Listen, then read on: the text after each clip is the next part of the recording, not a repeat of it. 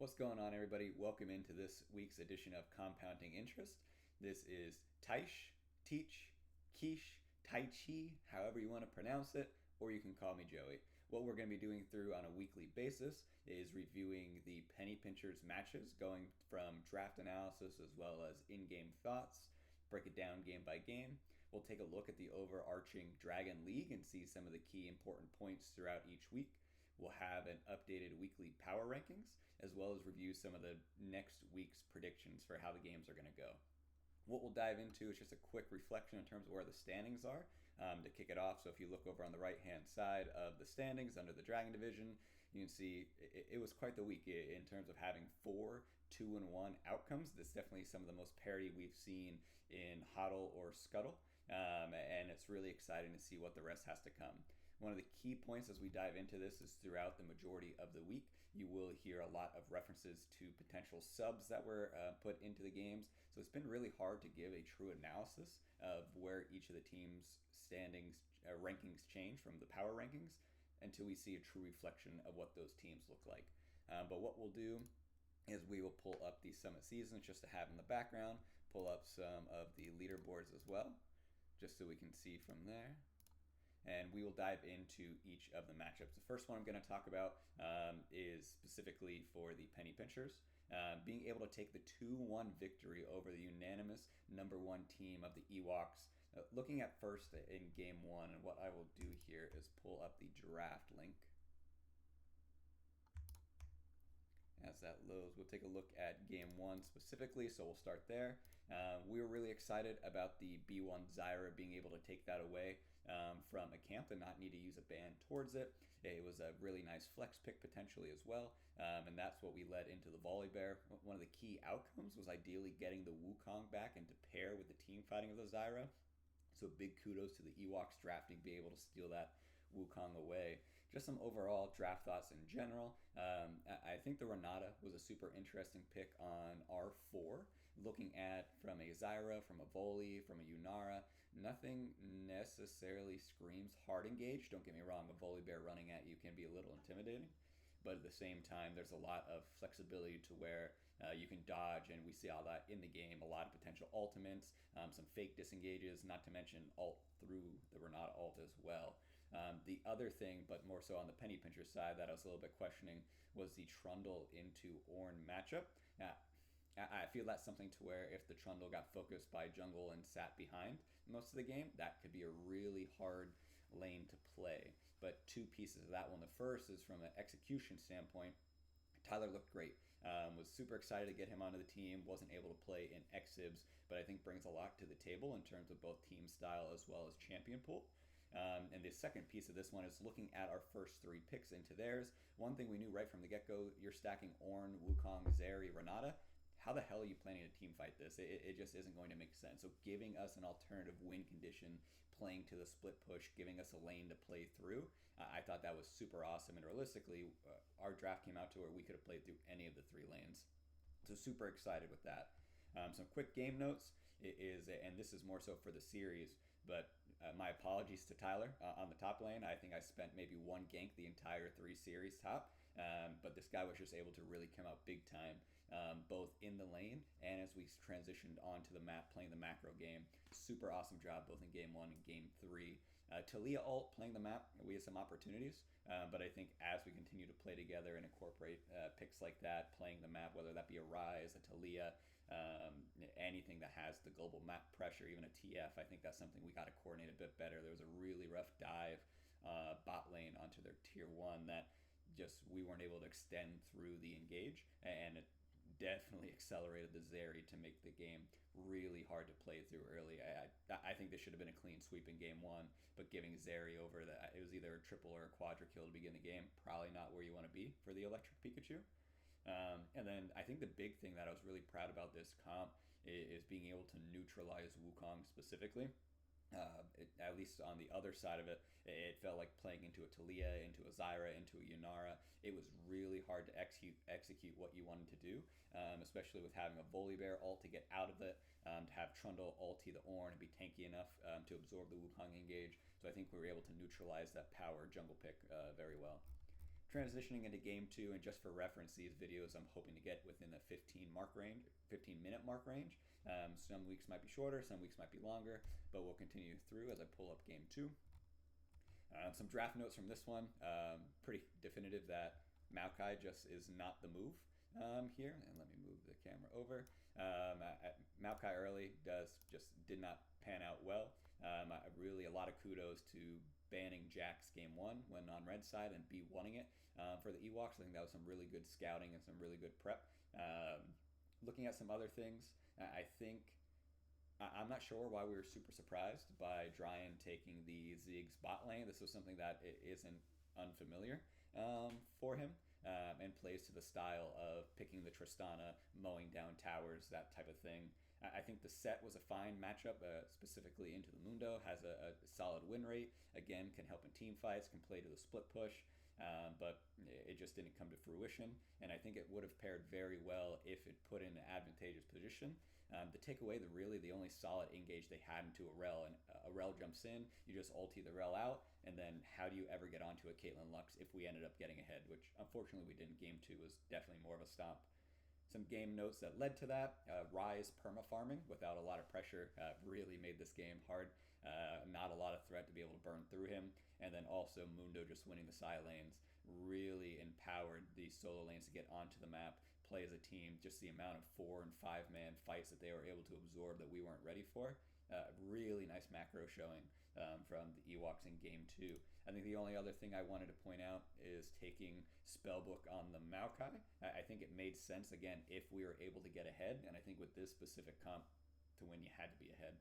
So I'm not concerned about that at all. In hindsight, with how this game played out, I think Phase Rush would have felt much, much better. The amount of running for my life that happened, I'd have been able to get out a lot more times. But all things being said and done, we're able to bounce back, and leading this into game three. I think game two, or week one for any series, you take a loss, especially when it comes at a stomping fashion.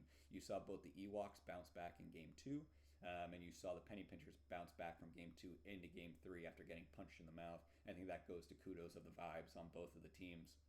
But looking specifically at this draft, locking Draven into a Jarvan Kai'Sa, that's fucking ballsy. I give a lot of kudos to that pick as well, but I'm not super surprised by Dryan on that, being able to slam down the gauntlet. I was super surprised, I mentioned this earlier, but especially in this game, to not see Tristana picked in any of the 3 games, but especially this game. If I see a J4 and I want to play an aggro ADC, why not play my best that I've blocked in many series in multiple leagues? I just still don't understand that one. Some of the other pieces from this draft is the Bard pick I was a little bit nervous about, in all transparency, but really a great showing from Clue. I mean, Busio couldn't really tell the difference, to be honest. And I think in general, I think our 4-5 on this one was just super well positioned to where it fit with the team. It gave us potential win conditions, but it wasn't able to get punished very well, which I was super happy to see. Now, in terms of game execution, this game was decided at level 3, whether that's a good thing or a bad thing. Being able, I think everybody on the map, and talking with some folks over on the Ewok side, both teams knew the level 3 gank was happening, but it was just who's going to be in position first, who's going to play it the best. And fortunately, it goes with the namesake that we win the coin flips. So was super excited to see that one. I think in general, I was really happy to see the performance from Tyler in the top lane. The one gank level 1, or game 1 into the Ornn to get the Trundle ahead. Never saw him game 2. I don't think I ganked top game 3. So really big kudos to being able to put up a carry potential performance to where you were a menace in the side lanes, but also played the macro game, grouping for objectives super well.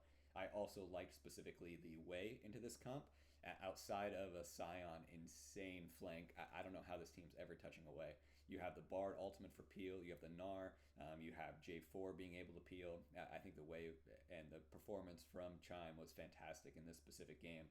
So really excited for that, but when you had solo lanes getting so far ahead, it just made the jungle matchup miserable for Angel, so definitely apologize for running all over your jungle, but that's just how the series had to go. Overall, I think from a series standpoint, Ewoks still top 2, top 3 team at worst. This was just a really off week, I think, specifically for King of Spades and Dryan, but get them onto comfort picks. get them into positional matchups that they like, and play around them, I think this team can really bounce back hard. So I don't want to underestimate that, and we've seen that in some of the content rankings already. Um, I'm very glad to have played them week one, to where they don't have the synergy. I can't talk specifically in the mid jungle duo as well as in the bot lane duo. That's going to grow over the season, and I do not want to underestimate this bot lane at all. This is a bot lane that can just absolutely win the game through their lane. And I think in general, my last piece of it is really wanting to spotlight Tyler, wanting to spotlight Chime, wanting to spotlight Frog. We've seen everybody and their mothers content rankings or power rankings going into the preseason mention that they're not sure where the carry performances were going to come from. It's going to come from the carries, and I think Tyler had very consistent showings in our wins. I think both Frog and I think Chime found their groove in each of the wins and were able to show how they can carry a game, and being able to facilitate that felt very good.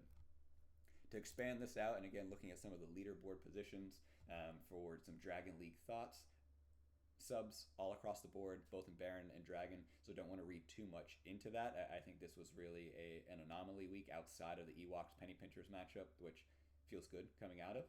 But starting with the Engineers, they won a very important, I'm going to call it a playoff bubble matchup, to where these are teams that have the potential to really squeak into playoffs depending on when they pick up the momentum, and being able to walk out of that with a 2-1 victory over the Beaver Battalion, I think was super important for this squad to get that momentum swing under their belt, both now but also come the end of the season. So good kudos there, and Silver Spade just absolutely hard smurfing it. Yeah, you're not getting Nico the rest of the season, sorry buddy. The next matchup I wanted to look at is the Frauds and the Frigs. The Frauds walking out with a 2-1 victory as well. Metro, I don't know what inspires the craziness and wanting to play jungle and top lane and mid lane, but nice job, nice carry performance. I think this was interesting though to me. I think the Frauds should have had a much better showing than they did. I think this is something that it feels weird to say, but I'm a little bit disappointed by the Frauds performance. Again, subs, I get it. But I would have expected a 2-0 in this one, so looking to see if they can sharpen some of that gameplay. And this is for everybody across the league as their starters get in. Drizzlers, Cheesers, fucking banger. Very glad we chose that one to be the stream matchup. On the Drizzlers side, Zodiac, Dira going to be a scary front-to-back carry combo for most of for the rest of the season. I thought especially in that Victor Jinx performance is fantastic, and I think Ezreal for Dira looked really good also. Game 1, Voodoo Mama Juju playing the map on Maokai was highlighted on the stream. Shout out to those folks, but in general, I think really put up some respectable performances and going to benefit greatly from having a more even matchup across the board, both at the support position, but in the bot lane in general. Please, somebody, call the intervention. Reel in Bear's champ pool. No more Smolder top. No more Yasuo top. Get Bear onto Scion, GP, Rumble, Cassante. You know the rest. Let's lock in. The Gwen game was really good. I'm really excited for that one. In the early game, Aatrox until the heel cutting came in.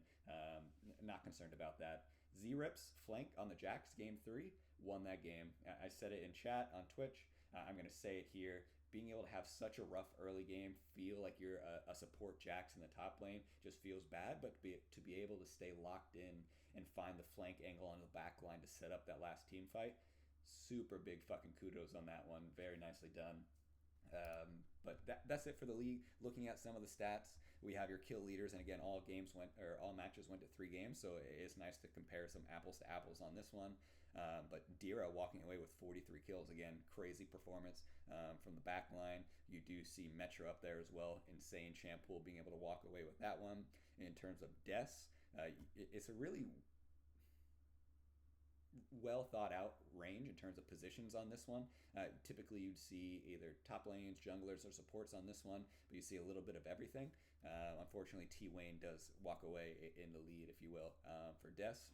Assists, Voodoo Mama Juju going insane with the 61 assists, so huge shout out there. You have Voodoo Mama Juju, Green Leak, as well as a Camped coming away in top 3 for assists. Big kudos to them. I think in the support pool, a lot of them are underrated. So to be able to put up the statistical performances they did shows a lot. peak strand score as well as average strand score. Again, probably the last two of the last three we look at. Oso having the biggest pop-up performance, full metal, pick 31. I believe that was specifically the Ziggs games Zig game popping off with the 51, and then Chase. My guess is that's going to be on the rise performance, but very happy to see that performance specifically from Metal, my boy. Kudos, stay off the Galio. That's only with me. Average strand score. Again, this one I think is really heavily weighted usually for mid laners and supports. But Voodoo Mama Juju being able to come in and take the number one spot for the average Dragon performance. So big shout out there, Dira, Metro, some familiar names. And then just damage per minute. I think this is obviously exclusive to carry performances. But Metro, Dira, Metal, and then Tyler coming in fourth. Again, that's the carry performance that the Penny Pinchers are able to put up. So nice job there across the league. My personal rankings going in, or at the end of week one, going into week two, I don't think it's going to be any surprise. I'm going to keep the Ewoks first. It was an off week. They have one hell of carry potential across several lanes. We're going to give them the credit they deserve. Penny Pinchers going in second, Drizzlers in third, Drake fans rise up. We have the Frauds in fourth, looking to see how Verger rounds out the rest of that squad. The Cheesers in fifth. This feels bad, but I want to see the performances rack up, and specifically ones where Bear doesn't need to carry. This is something that really scares me for this team, and I think it's probably the most volatile ranking we have in here. Sixth, I'm going to have the Beaver Battalion, my friends in Canada. Time to show up. For the Engineers, I feel bad with this ranking. I think both Panther and Spade has some really nice performances. Just want to see that rounded out and consistency. I think the Engineers are somebody that in my gut are definitely going to rise up more than the rest. And then somebody got to be last. I apologize to the Frigs, but I need to see something there. Looking specifically at week two, our four matchups. The first is going to be between the Drizzlers and the Frauds. I'm anticipating a 2-1 victory for the Drizzlers. I think this is going to be probably the series of the week in Dragon, so excited to see that one. A little bit of a spoiler, the rest of these are going to be 2-0s. I think there's clear, better teams in each of these scenarios. My first is going to be the Cheesers with a 2-0 victory over the Frigs. I think this is actually going to be the biggest discrepancy throughout the week, so looking to see that. And the reason I say that is I think the Cheesers can both have some volatility in their gameplay to match up with top performers, but I think they're also going to be able to show that consistency to beat the teams they're supposed to. And the Frigs just don't have that pop-off unless Metal plays out of their mind. The third matchup is going to be Penny Pinchers against the Beaver Battalion. I don't know if you guys can hear that. That's the Liberty Bell ringing. Penny Pinchers and Capitalism going to walk away with this one, 2-0, Viva Canada. And then in our fourth matchup, the Ewoks over the Engineers. The reason why I didn't say this game is going to be the biggest discrepancy in terms of skill diff is I think the Engineers have that it factor. They have the crazy opportunities from Panther. They have it from Silver Spade, and specifically in that jungle support duo, I think they can punch with the Ewoks, where I think it's going to be a 2-0 specifically in lane. I think especially if Spade and Dryan lock in, this could be rough. So it'll be interesting, could go either way. But thank you for listening to the first week of Compounding Interest. Your boy Joey here. Again, we can drop the name change, November 18th, but who's counting?